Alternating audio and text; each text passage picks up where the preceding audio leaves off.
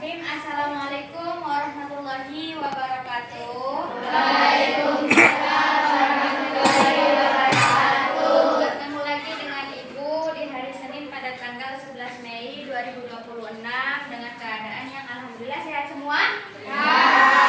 Ada beberapa teman kita yang sedang sakit dan tidak bisa mengikuti pelajaran hari ini. Semoga kita doakan, semoga teman kita yang sedang sakit cepat diberikan kesembuhan.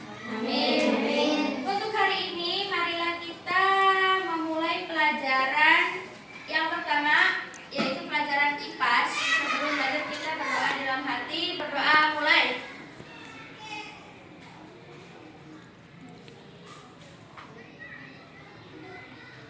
Selesai. Kemudian, melanjutkan materi minggu kemarin, Ibu sudah membahas tentang kerajaan-kerajaan yang ada di Nusantara atau di Indonesia. Yang pertama, kerajaan Hindu, ya. Hindu kemarin sudah dibahas. Yang kedua, kerajaan Buddha. Yang ketiga, kerajaan Islam di Indonesia atau di Nusantara. Ibu, di depan ini sudah ada video tentang gambaran masuknya kerajaan Islam ke Nusantara. Jadi nanti kalian simak baik-baik, perhatikan dari video yang ada di depan ini.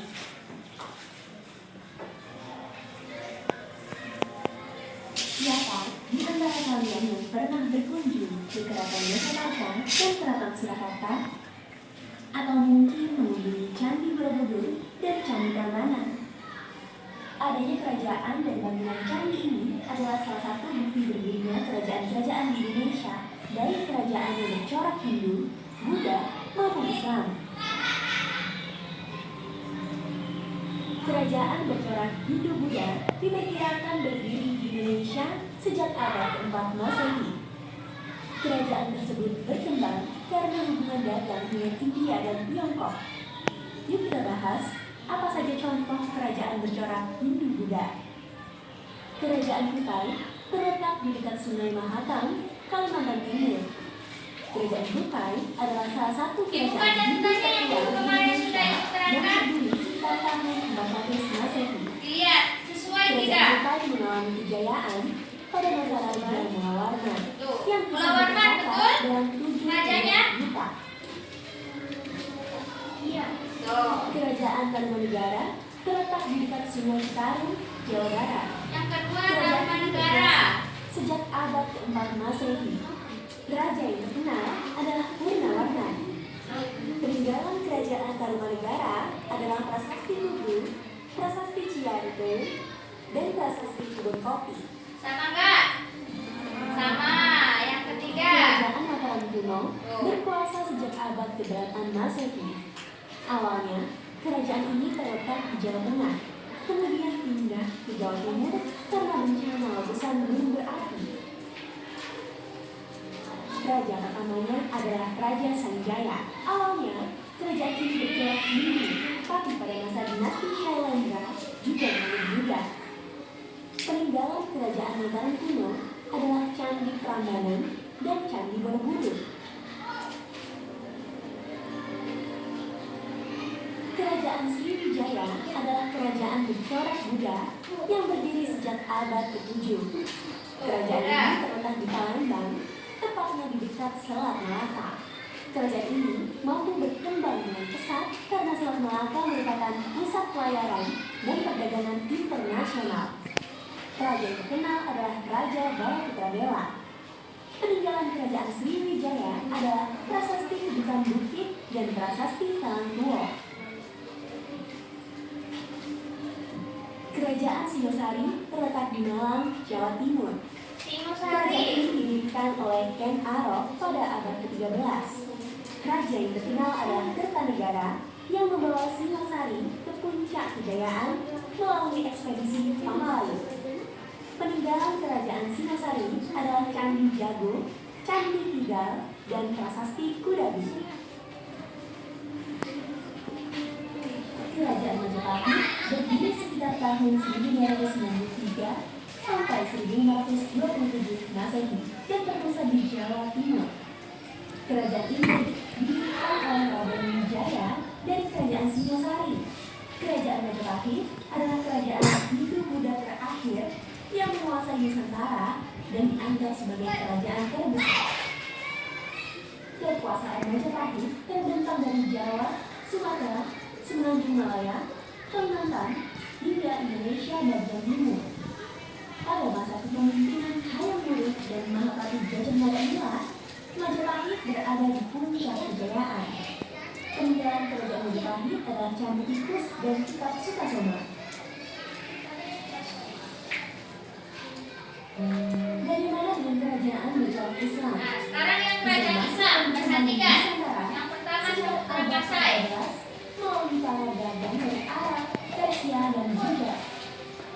Yuk kita bahas apa saja contoh kerajaan berjalan Islam. Kerajaan Islam yang awal muncul adalah kerajaan Samudra Pasai di Betul Aceh. tidak Samudra Pasai? Kerajaan ini didirikan sekitar tahun 1297 Masehi oleh raja pertamanya, Sultan Malik Hasan. Kerajaan Samudra Pasai mengalami kemunduran setelah Portugis menguasai Selat Malaka. Tradisi dan kekuasaan Samudra Pasai kemudian dilanjutkan oleh kerajaan Aceh. Peninggalan kerajaan Samudra Pasai adalah makam Sultan Malik Asaleh dan Koin Dirham.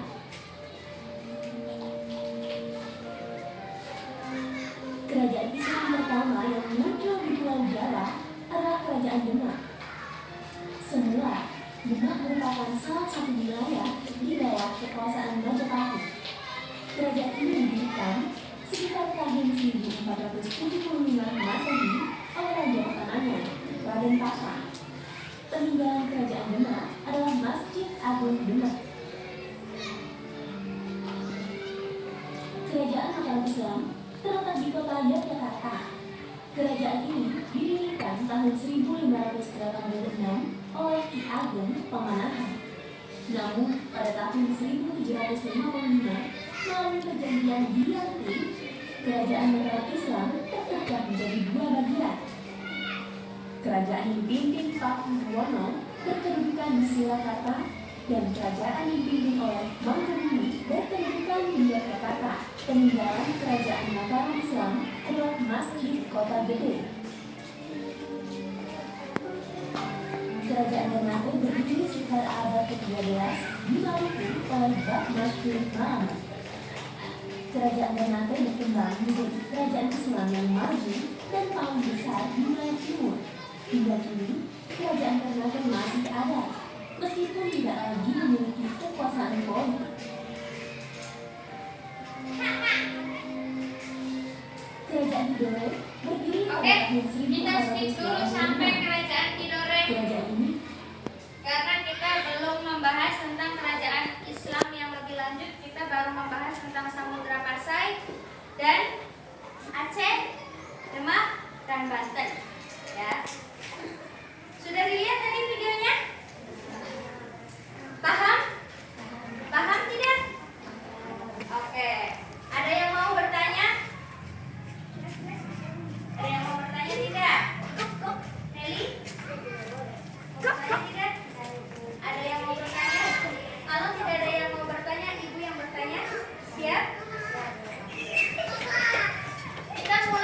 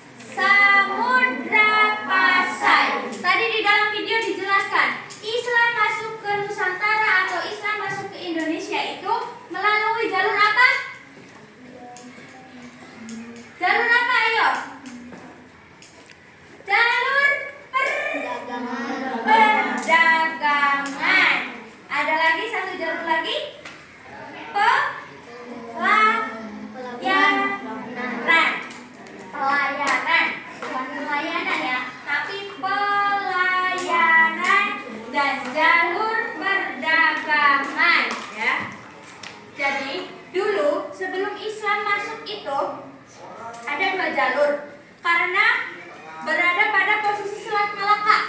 Ya. Selat Malaka itu adalah selat yang sangat strategis tempatnya, sehingga banyak orang yang mengunjungi tempat tersebut.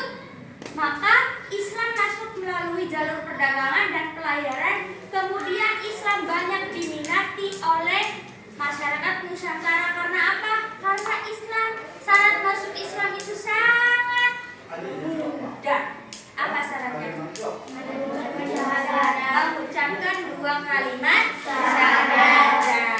Paham sampai sini? Ibu tutup pembelajaran ini. Semoga bermanfaat. Assalamualaikum warahmatullahi wabarakatuh.